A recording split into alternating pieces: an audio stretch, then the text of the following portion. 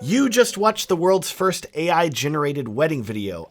Hey, by the way, my name is Matt Johnson, and you're probably wondering, just like that Ryan Reynolds meme, but why? Why create something like this, especially if it looks believable in some clips, decent in a few, and downright bad in others? So to answer your question, why? That's easy.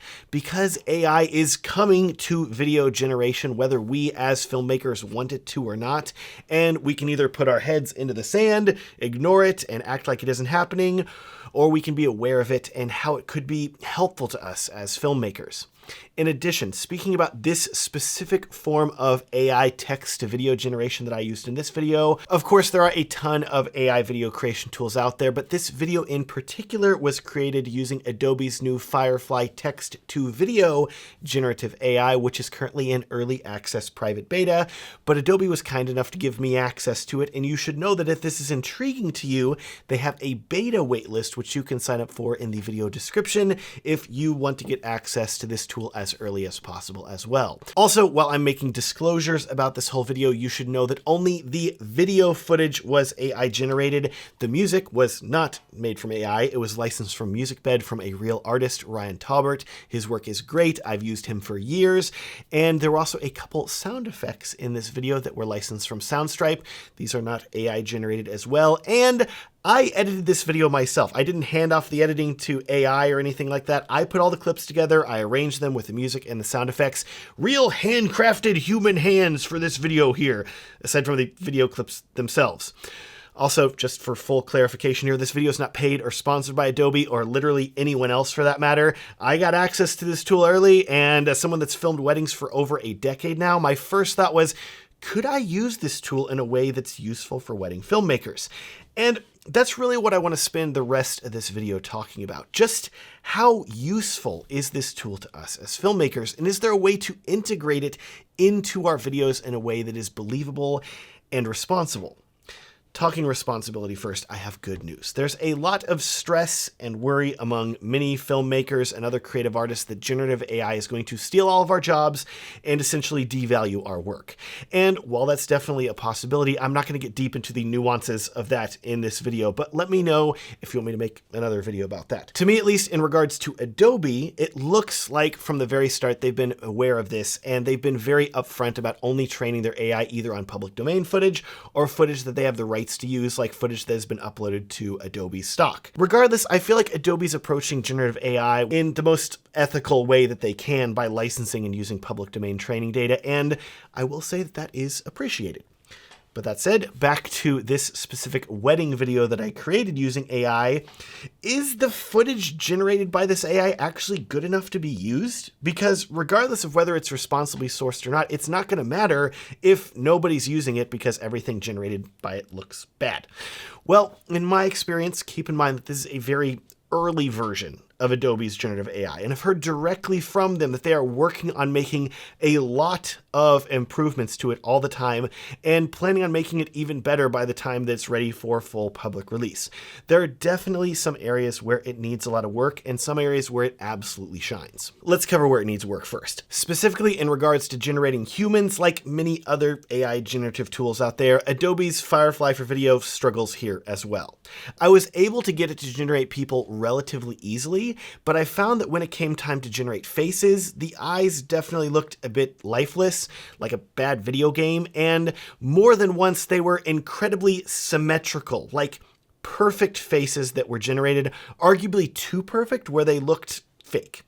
In addition, on wider shots where I told the AI to generate me an aerial video clip, as if a drone was flying overhead, it would get a rough approximation of a person on the ground, but more defined details would essentially be non-existent. People's faces still need a good amount of work, I would say. But taking things back to this being the first AI-generated wedding video, I'm not sure how much that actually matters. And this also relates to how I'm going to predict now that AI is, at least in the world of wedding videography, not going to take our jobs. Because here's the simple truth. Wedding videography is a highly personal and client-based job where a specific couple is hiring you to create a video about them and their wedding day, and they're paying you to film them and make them look good. So while for the sake of this video, I was able to create essentially a wedding from scratch using AI, the majority of it isn't anything more than a proof of concept because, as I'm sure you are aware, AI people are not real, and they are not going to pay you to film their AI wedding. So, at least at this point in history, we do not need AI wedding videographers, but who knows, maybe in the future. I don't know. So what's the point then? How can this specific text-to-video AI tool actually be useful to not only wedding videographers, but to filmmakers in general? Well, to talk about that, we need to talk about where this text-to-video AI tool worked much better, because while it struggled with faces and people, I discovered it was actually decent when it comes to animals and extremely good when it comes to landscape.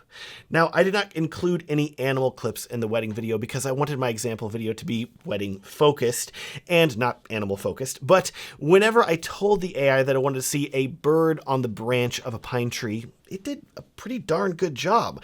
And I think that if you were to cut to a shot like this quickly and then away from it, the audience may not even question it. Bigger than that, though, we have to talk about landscapes, because I want you to notice that even if the AI pooped the bed, as it were, on generating people in a scene, the landscapes in the background always looked significantly more impressive and believable. That's one of the reasons that I started this wedding video with a shot of grass blowing in the field in the mountains, because it looks really darn good. And the camera was mimicking being handheld with a rack focus of the lens to the grass. The clip looked and acted like it was shot by a real human. So if we are talking about sheer usability, and more importantly, how an AI tool like this could be actually useful to you as a filmmaker and a videographer today, I think that if you were filming something at a specific location, let's say out in the mountains for this example, and you realized that you neglected to film enough B-roll of the surrounding landscape, which how many times, raise your hand here, you can tell me in the comments that you've been filming something and then you're like, crap, I need this one shot, I need this one clip, and you didn't film it, but you remember seeing it, and you're like, why didn't I film that? No! Well, what if you could use AI to create some of this ambient footage of birds, animals, trees, grass? You drop a few seconds of this footage into your video, and with no one being the wiser and your client being very happy with the final product, that's more intriguing. In addition, I also want you to know that Adobe's text-to-video AI, just like their text-to-photo AI, also includes the ability for a reference photo or still image from a video to be used that will be a starting point to generate an AI video as well. To be clear, I did not use this reference photo feature when creating the wedding video example at the start of this video because I wanted to show you what was purely possible generating AI video just from text. But I want you to know that a tool like this exists, and in my experience, while it can definitely go off the rails fairly quickly, it is a really cool thought for us to be able to have an AI at some point where we could upload a photo or a clip of what we're looking for, type a bit of text, and then get B-roll that mimics the rest of the B-roll that we already filmed. That would be really useful. So, what do you think about all this? Is it crazy? Is it cool? Is this the AI revolution? Or is it a waste of time?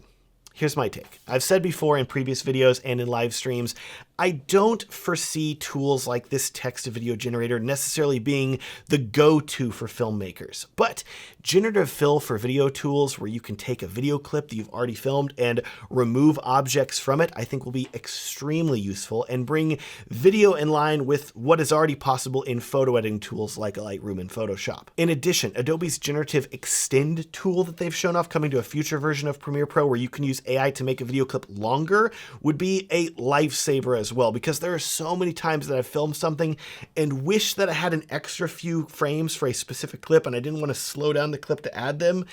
It would be really nice. The main thing that I would remember is that AI tools like this are coming. They're constantly being developed right now, and we as filmmakers really still are in the infancy of this technology, the first years of it. And so yeah, the footage may look rough, it may not be the highest resolution, it may take time to generate, but heck, think about a year from now, 5 years, 10 years from now. This quality is only going to improve. I just want you to stay informed about what it's capable of. So thank you so much for watching. Please subscribe if you want to see more videos about AI and filmmaking in the future, because dang, it's definitely not going away. Also, if you're a wedding filmmaker, considering that this entire video was about a wedding video that I created using AI, if you would like help booking your next wedding from a real couple, not an AI generated one where you actually get paid in real money, I would love for you to check out the free booking workshop that I created that's going to show you how to book your next wedding in 30 days or less and get you on the fast track to making thousands of dollars more on the weekends filming weddings. Regardless of whether you are brand new to filming weddings and you've never shot one before, or you've been filming them for a while, this workshop is going to be very helpful to you, and I will link to it down in the video description. Remember, it's free. Thanks so much for watching, and have a great day.